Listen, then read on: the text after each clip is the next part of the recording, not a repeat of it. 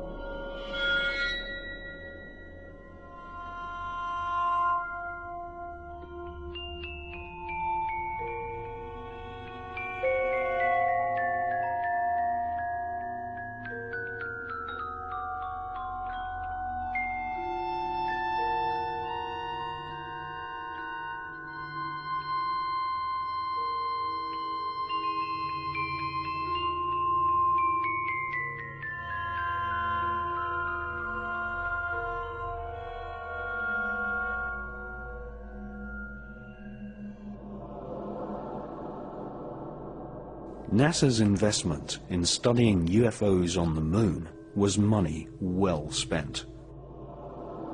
Two ex-NASA mission specialists exposed in the 1970s that NASA astronauts had informed Mission Control that they had seen alien spaceships on the lunar surface.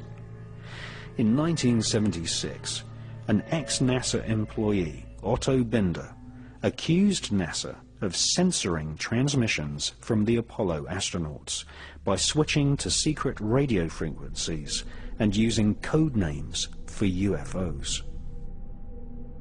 Otto Binder claimed that he had heard an Apollo astronaut tell Mission Control that there were huge alien spaceships parked on the lunar surface, right in the middle of the Sea of Tranquility, which had been chosen as the landing site for Apollo 11.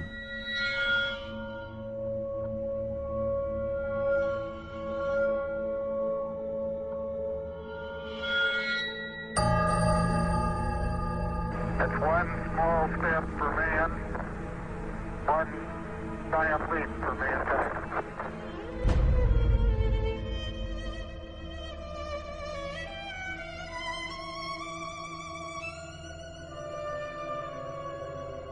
Few people took Otto Binder's account seriously, until another ex-NASA employee, a Moroccan named Maurice Chatelain, published a book in 1978 in which he claimed that two UFOs hovered above the Sea of Tranquility just before the historic moonwalk of Neil Armstrong. Maurice Chatelain was a NASA insider. He invented many of the radio and radar communication systems for the Apollo missions. He had 11 patents awarded for his inventions and had a high-level NASA security clearance, able to talk freely with senior NASA officials. In his book, he quoted radio transmissions between Apollo astronauts and Mission Control. According to Maurice Chatelain, the astronauts informed NASA that there were alien spacecraft lined up on the far side of a nearby crater, observing the historic moonwalk of Neil Armstrong. During his time working on the Apollo space program, Chatelain learnt that aliens not only exist, but that they have had a major role in shaping, and in some cases destroying, civilization. The title of Maurice Chatelain's book proves he was in no doubt that aliens had invaded planet Earth in the past.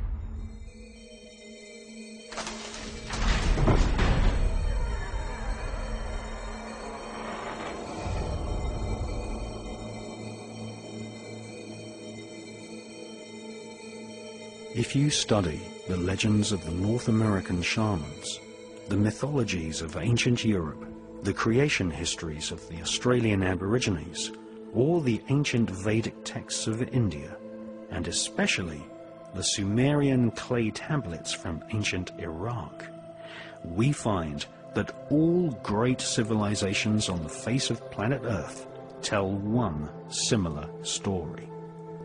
That is, in the distant past, people from the stars visited planet Earth and displayed fantastic technology.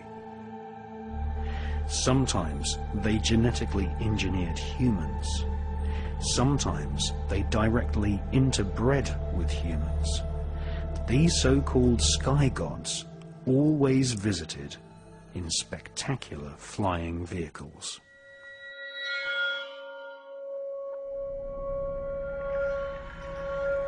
And the watchers from the sky saw the daughter of men were beautiful, and they bred with them.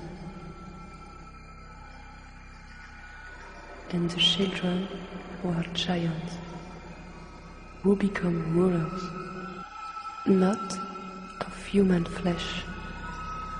They were called the Nephilim.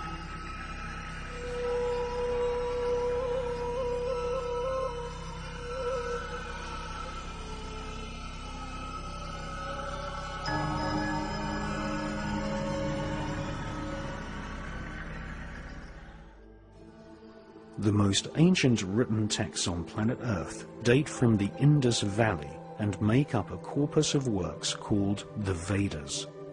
The Bhagavad Gita is an ancient Hindu text which is at least 5,000 years old.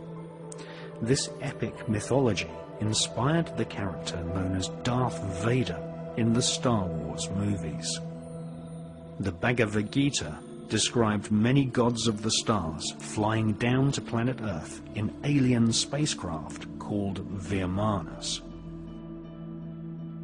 The ancient Vedas tell us that there are multiple inhabited planetary systems in the universe called Devas, which are ruled by a universal government of beings with superhuman powers and technology, including the power of telepathy and nuclear weapons powerful enough to destroy an entire planet.